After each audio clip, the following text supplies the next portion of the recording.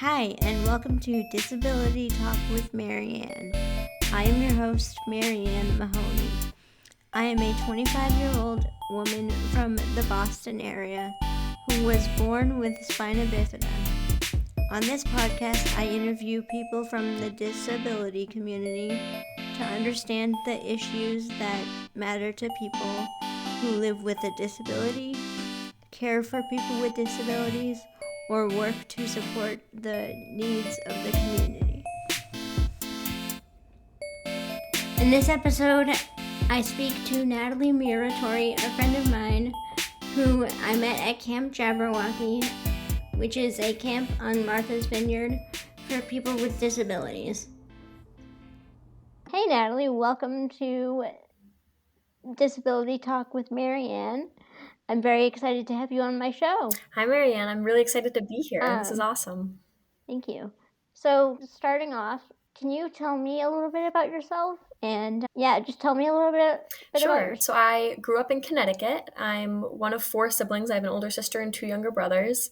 And right now I'm living in Albany, New York, where I'm going to med school. I'm in my last year of medical school and just finished the process of applying to jobs. I'm going to be a OBGYN, so a gynecologist and obstetrician, delivering babies and treating women is the goal if I get a job. But yeah. Nice. Are you excited about that? I'm pretty nervous because I've been in school for a really long time, and so this is going to be my first real adult job. So I'm nervous, but I am excited. It's going to be, I think, really cool. I'm going to learn a lot once I start working. Yeah. What do you think you're most excited about? I'm excited. So I had 12 interviews at 12 different programs and got to meet a lot of the people that, depending on which job I get, that I'd be working with. And I think I'm most excited to meet that new group of friends and it's called residency. And so the other residents that I'm going to be working with, I think that's what I'm most excited for, is meeting all the new people. Yeah. Yeah, that's one thing that I look forward to in this any sort of job setting. I'm an outgoing person, and I think you are too. And I think you'll do great. I think you're very you have a great personality, and so I think mothers will really appreciate you being on the other end. I hope so. Thank you. That was nice of you to say. Okay. How long have you been working at Jabberwocky, and when did My you start? first ever summer at Jabberwocky was in 2012 when I was 13 years old. And my older cousin. Oh, wow. Yeah, 13. I was not fully a counselor yet. My older cousin, who's about 10 years older than me, she was a counselor at Jabberwocky before me. And she knew I liked volunteering and I loved the beach. So she was like, I think that you're going to really like this camp that I go to. So she brought me along one summer and I came for less than a week when I was 13 and was her assistant counselor for that week with her camper, and just saw what camp was about and got to sleep in the cabins and meet everyone. And it was the most fun thing ever. And so then I pretty much started going back ever since. And I think I went for about 10 summers. So from 13 until I think my last summer was 2 years ago. Yeah. Wow. Would you ever go back and visit? So the issue with the last 2 summers is I'm in med school and we don't get summer vacation really anymore. So I had to be in school in July and August, so I wasn't able to come back. But I hopefully someday, when I'm fully a doctor, I was thinking maybe I could come back as the camp doctor for a week or something like that. I think that'd be really fun. But I still have to finish my training, so it's at least 4 years out. But that is my goal, is someday I could hopefully come back. Yeah. Cool. Nice. It'll be great to have you as a doctor. Again, as somebody I trust and really love. I'm saying that from the bottom of my heart. I think you're going to do amazing, and I think you have great personality and pretty much everything it takes to be a doctor. I hope so. And I think camp was a big part of that. I think I started when I was 13 and really didn't know anything. And I think it was where I learned how to take care of other people. And the best way to take care of other people is asking them and having them teach you. Like, you've taught me a ton, and all the other campers and counselors and everyone has taught me a lot at camp. So I think that was definitely helped me a lot. Yeah. Excellent. Well, what is your favorite part about working at what was your favorite part about working at Camp Jabberwocky and Again, I'm going to say the people. I think the campers, the counselors, all the staff, like the directors and cooks and everyone are just like the absolute nicest people that you will ever meet. And I think being at camp, it's not being in the real world. Everyone is just having so much fun and getting along, and every single person there is there for the same reason, and it's to have the best summer ever and the best week ever, 2 weeks or however long people are there for. So I think just getting to meet everyone, and you get really close with people really quickly. Like, I think I knew by the first day of knowing you, we were living in a cabin together, because it was even before I was your counselor, and I felt like we were like best friends already, because you're living with people in the same cabin, you're eating breakfast, lunch, and dinner with them, you're going to the beach, you're doing all the activities, you're spending a lot of time with everyone, and so you get really close to people really quick, and just so happy and so supportive of each other and nice to each other and helpful and everything. Yeah, I definitely agree with all of those points. I feel at some point everybody is bound to create a bond with each other. And I feel like I think Jabberwocky is just the place for that. Like somebody like me, I've been going for, like, I want to say 10 years, something like that. And that is my home away from home. I definitely really love it. And I think other people feel like safe there and really look forward to going there. I think that's a big part of it, is that everyone who's there is choosing to be there. So like the counselors are volunteers. They're not like, oh, I have to go to work today. No, they're looking forward to it all year. It's the highlight of their year too. And the campers, of course, are choosing to be there. And so I think that's a big part, is that everyone values that time so much. Whereas even if you love your job, there's going to be days where you're like, oh, I just don't want to go to work. But at camp, it's never like that, because it's only 1 or 2 or 3 or 4 weeks that you're there. So every day is very simple. And let me tell you, not ever since, but since I have been going to camp, I've been starting a countdown the past couple years, and people in my house have been hearing 100 more days till camp, 99 more days till camp. Yeah, so I used to do the same thing, count down the days. That's the downside about getting your date like so far in advance. Then you have to think about it all year. That you're just like, oh God, help me. But it's definitely a well worth it countdown, and there's a very exciting outcome at the end of that countdown. So if you had to change something about working at camp, what would it be and why? That's a hard one. Right now, it's not about camp necessarily, but I would wish I had the summer vacation time that I could keep coming back to camp, just because I don't really have the time with school and everything lately. But let me think. Something that I would change about working there. I think it has changed a lot over the last 10 years that I've known camp, and they've made some really good changes. It's a little bit more structured now. When I first started, there wasn't like official orientation. There wasn't training really for counselors. I was really lucky. My cousin just brought me, and she showed me how to, be a counselor, and everyone was really helpful anyway. But now it is a little bit more structured, and like the counselors have a few days of orientation, which I think that is actually really helpful. And you learn a lot. Like, they give us CPR training. We do workshops about abuse. We do all of these like workshops and training beforehand. And I think that's a good change that they've made. Yeah, I feel like it's definitely helpful. I've never been part of those trainings because I'm not a counselor, but I feel like it's definitely helpful that they've put those in place, just because if somebody were to choke at the dinner table, have a seizure, or faint, and you're like, oh my God, what do I do? And it's nice. We even learn about the different disabilities that we're going to be seeing at camp, which I think, again, it's just helpful for counselors, because, when you're a teenager and you maybe haven't had a lot of exposure to people with disabilities and you haven't really seen a lot, can seem a little intimidating before you go, and you don't know a lot of things. So just having that like education beforehand has been really helpful. Yeah. How long have you been working with people with disabilities? Like, when did you start? Yeah, I think Jabberwocky was really my first time ever working. So like when I was 13, that was my first time working with people with disabilities.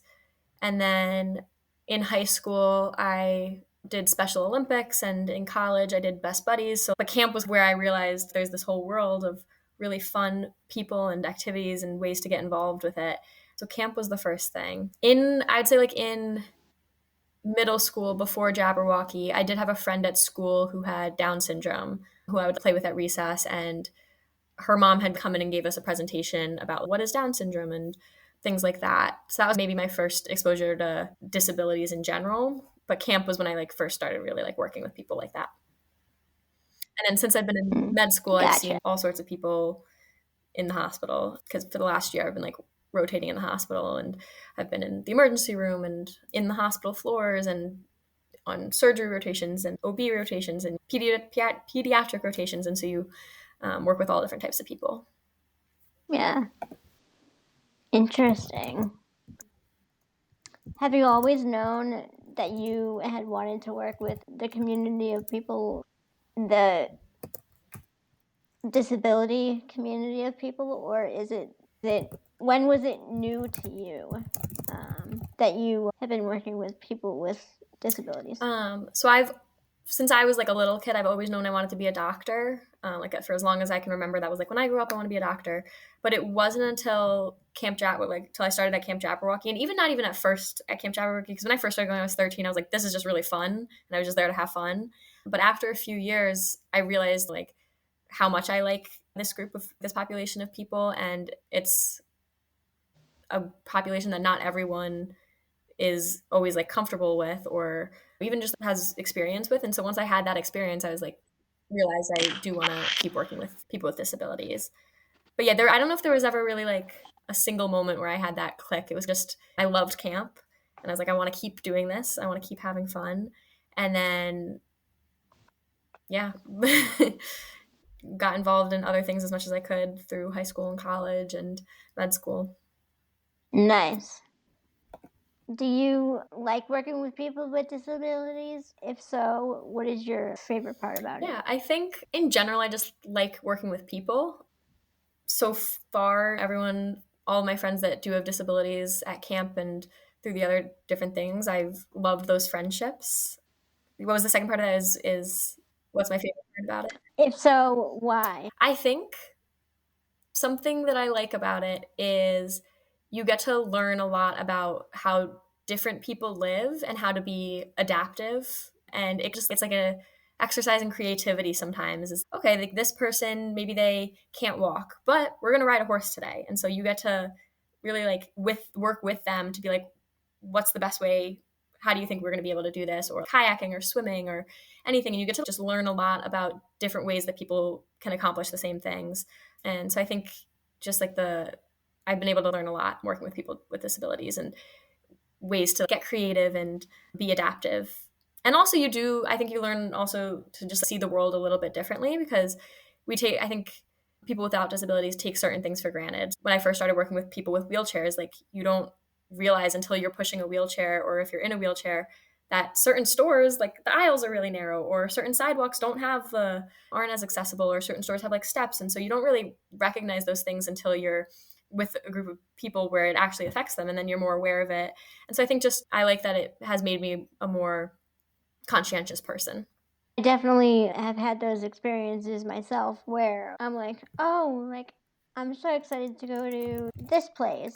And then, of course, I get there and it's not accessible. And that's when I was really little, that used to bum me out.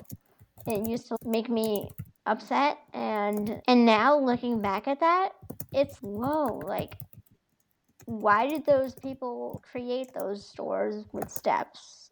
Why couldn't they create them with ramps? Most of the time, it's probably not intentional. Like they're probably not saying, oh, we don't want people in wheelchairs coming in, but it's just that they don't know. Like they don't have that experience. They don't have that exposure. And so I wish everybody could go to camp and spend a week at camp in the whole world, because I think it would make everyone a better person, because it makes you more aware of those things. And I'm going to be a doctor, so this isn't really going to apply to me necessarily, but if I were to be a shopkeeper, because of my experiences at camp, I think I'd be extra aware. Let's make sure we have a ramp. Let's make sure we make the aisles wide enough. Let's make sure we talk to every customer like a person, because they are all people. And I think it will apply to me in being a doctor. I think there's definitely ways to be accessible that aren't always met in doctors' offices as well. Yeah, those are all really interesting points.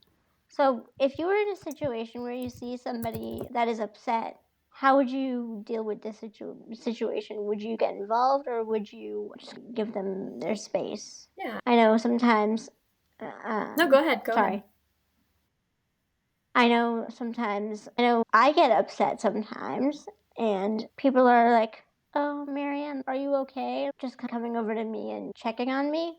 And I feel sometimes, from what I've seen at camp, I feel like sometimes counselors would remove the camper who is upset from whatever they're doing, whether it's like on the beach or doing a activity in the main cabin, and just like consoling them, like just saying like, we're here for you if like you need to talk. I think that's definitely true. People at camp are really good about not just letting people be sad. I think if I saw someone who was upset, my approach would also be go over them, be like, is everything okay? Is there anything that I can do to help you? Do you want to talk about something?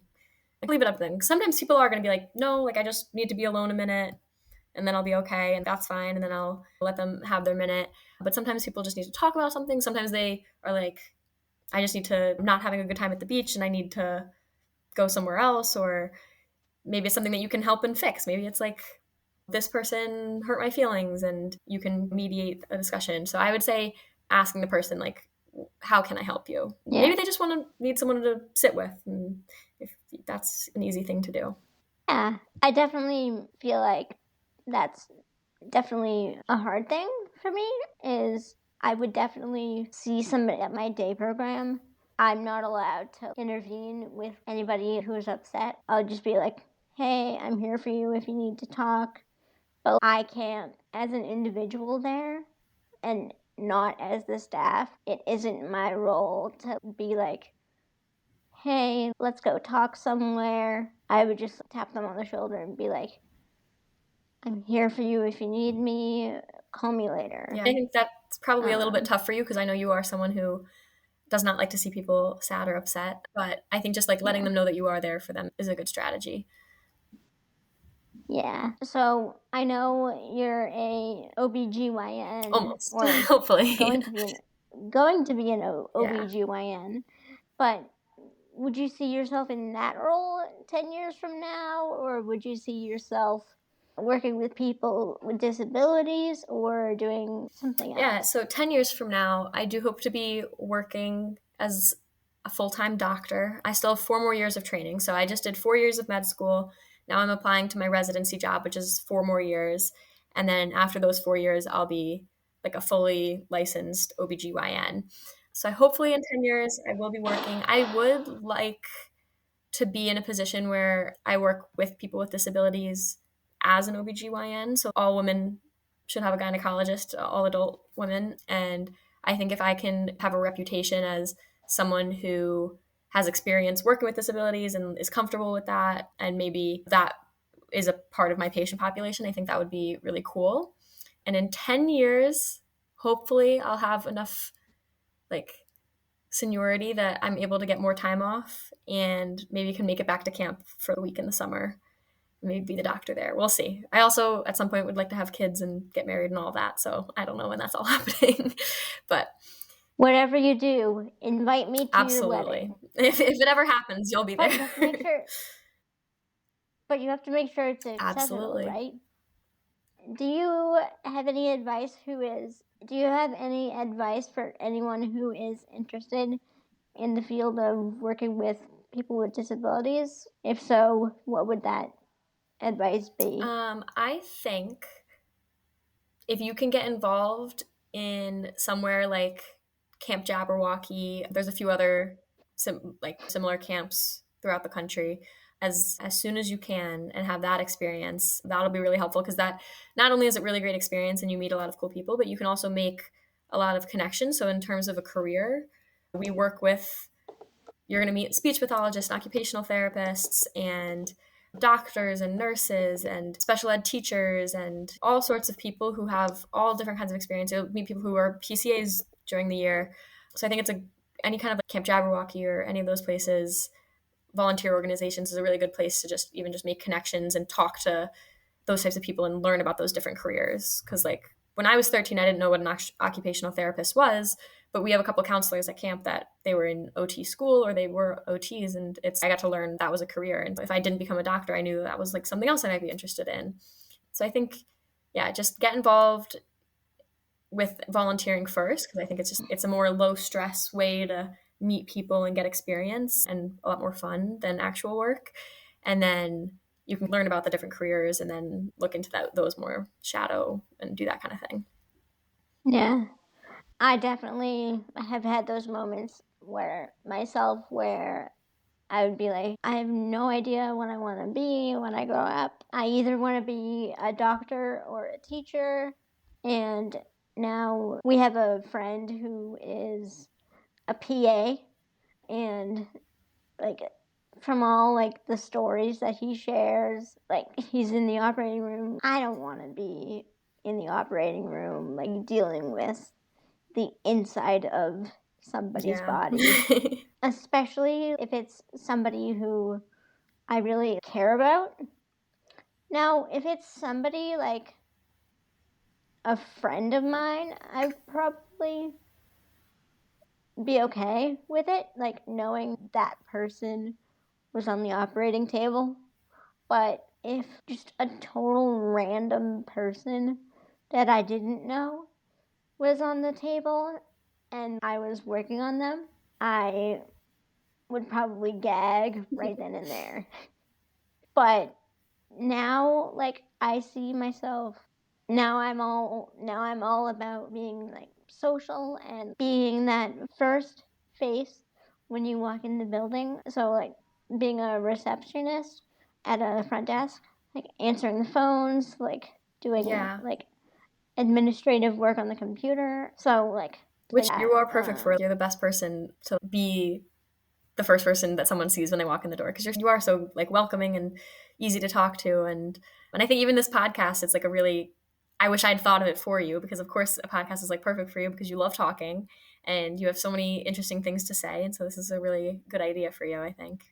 Sometimes I love talking so much that I need reminders to stop. Yeah. I remember at camp, sometimes in the cabin, you would like to talk to all the other campers and stuff, and people would be like, okay, Marianne, like, great conversation, but it's time to go to bed. Like, people need to sleep. We're so tired.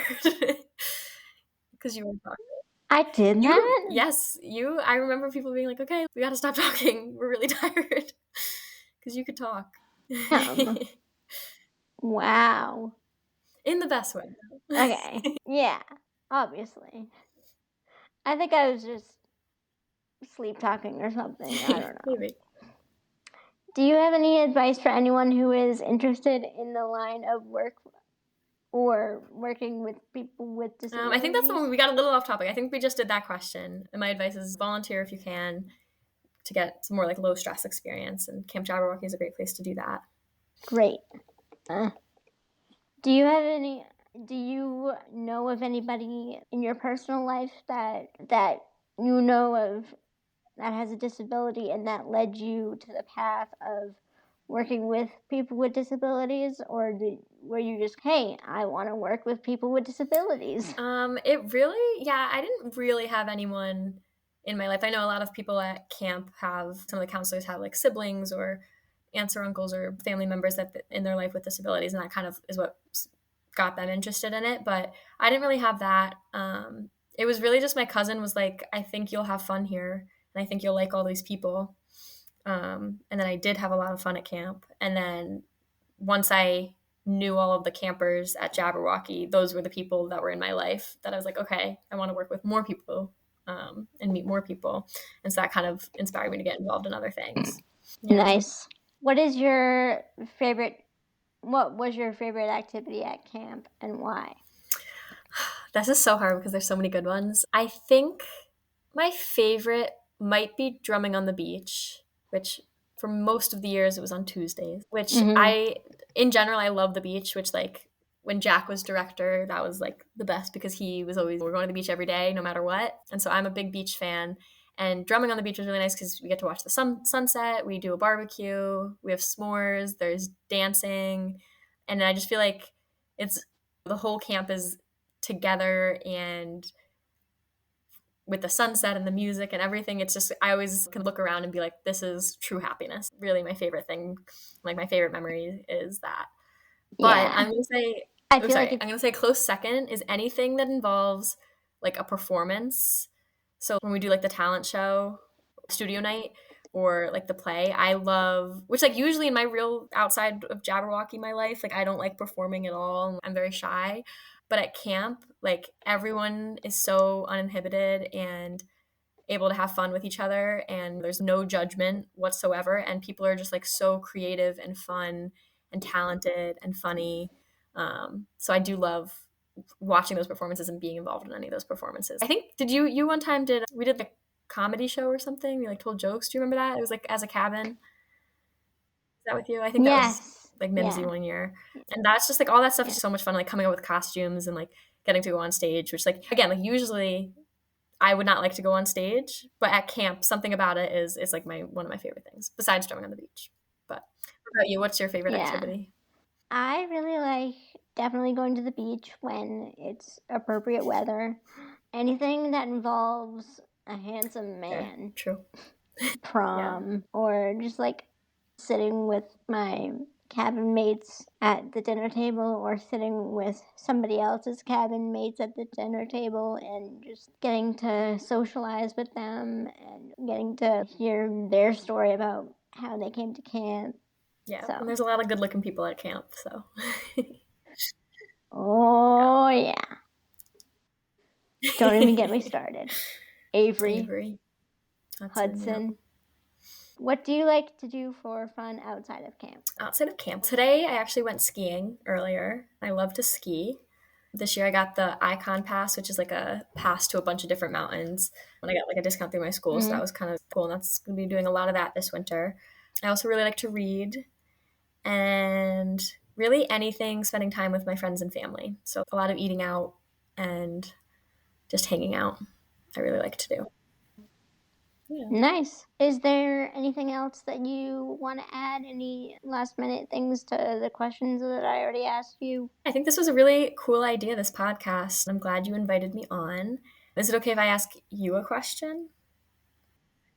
Absolutely. So my question is actually, how did you come up with this idea to interview people about their experience with disabilities and working at camp and everything? Well, I should mostly say that it was my dad's idea. Yeah, and he records so many podcasts, episodes for work, and I think it's a great way to be social and again get to know the other person's story, and I just keeps me busy. Yeah, absolutely. If you ever, when you like finish interviewing all the people that you want to interview, I think it would be cool for you to do like either like a solo episode or maybe write some questions for your dad to ask you or something and answer all of these questions yourself. I think that'd be really cool. And I know we've been talking for a little while, so you don't have to answer all of them right now, but maybe for one of your episodes, it could be like you getting interviewed, because I think you're doing a great job interviewing, but I would also like love to hear all of your answers for all these questions. Yeah. Thank you for all of those answers. And most importantly, thank you for being on this podcast. I really appreciated you taking the time out of your day to do this, and I definitely look forward to interviewing other people. Marianne, thank you so much. It was good to talk to you.